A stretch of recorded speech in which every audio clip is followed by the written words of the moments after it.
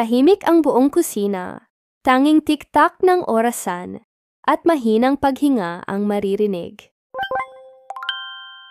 Si Mama Lori nakatitig lang kay Gio. Si Papa Dan mahigpit ang pagkakahawak sa mesa. Tila nilalabanan ng sarili. Muli ay nagtanong ang kanilang ina. Pakiulit, Gio. Hindi ko yata narinig ng tama. Muling nagsalita si Gio buntis, si Alona at ako.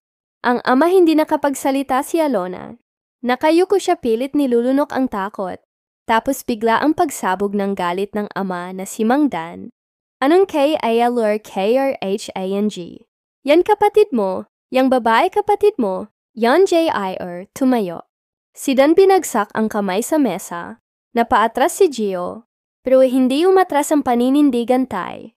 Hindi po kami tunay na magkapatid. Alam niyong, hindi siya anak niyo. Hindi po ito nangyari sa isang saglit. Hindi lang minahal ko siya at minahal niya ako. Galit na galit din si Aling Lori. Huwag mo akong paikutin, Gio. Kahit hindi kayo magkadugo, lumaki kayong magkasama. Ang dami niyong taong magkasama dito. Pamilya kayo, Alona. Anong pumasok sa isip mo? Hindi ko rin po alam. Maria, sinubukan ko pong pigilan. Ayoko rin po sana. Pero nangyari na saad ni Gio muli. Ay nagsalita ang ama. Ang kapal ng mukha niyo sa bahay na to pa talaga. Sa loob ng tahanang kumupkup sa'yo. Kung kailangan kong umalis, gagawin ko. Pero paninindigan ko si Alona at ang magiging anak namin saad ni Gio. Lumipas ang ilang sandali. Eksena sa kwarto ni Lori, anda nag-usap ang mag-asawa. Puno ng hinanakit si Lori pinag-aral natin. Sada pinakain pinalaki ng mayos. Bakit ito ang isusukli sa ad ni Aling Lori? Hindi mo ba napansin matagal na silang may nararamdaman ako? Noon pa man may kutob na ako. Sa ad ni Mang Dan. Bakit hindi natin pinigilan sa ad ni Aling Lori?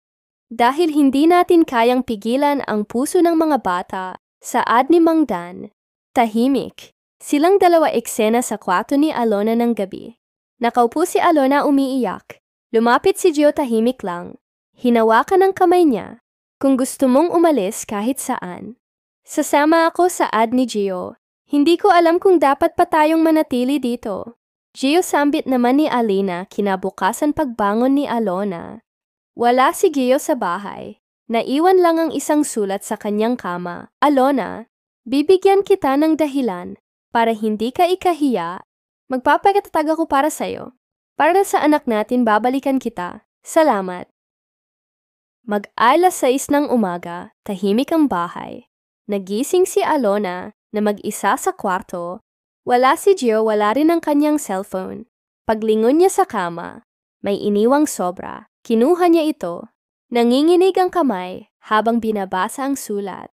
Pero mas mahigit, Alona, alam kong masakit ang lahat ngayon. Pero hindi ko kayang manahimik. Habang pinapasan mong mag-isa ang bigat, kalingaan gagawin gumawa ng hakbang.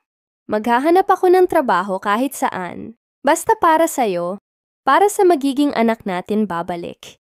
Ako dala ang karapat-dapat na dahilan para ipaglaban tayo. Gio eksena sa kusina umaga habang kumakain si Lori at Dan bumaba. Si Alona namumutla. Hindi makatingin ng diretsyo umalis si Gio. Hindi ba niya sinabing saan pupunta sa ad ni Aling Lori? Umiling si Alona. Hindi siya makapagsalita. Pero halata sa mukha niya ang takot at lungkot. Pero hayaan mo na siyang lumayas. Wala siyang respeto sa tahanang to pareho. Kayo hindi mo ba naiintindihan ibinigay natin sa kanila ang lahat? Pero sinira nila ang pangalan natin. Anong sasabihin na magkapitbahay na may anak? Tayong kinasama ang sarili niyang kinakapatid sa ad ni Mang. Dan kapag tumayo, si Alona nanginginig pero matatag ang boses. Kung kailangan kong umalis para mapatahimik kayo, gagawin ko po, pero wag po kayong mag-alala, hindi ko ikakahiya. Ang anak ko kahit kailan. Sa ad ni Alina eksena, sa silid ni Alona gabi, nag-impake si Alona ng kaunting gamit-damit, kaunting pera at ang sulat ni Gio.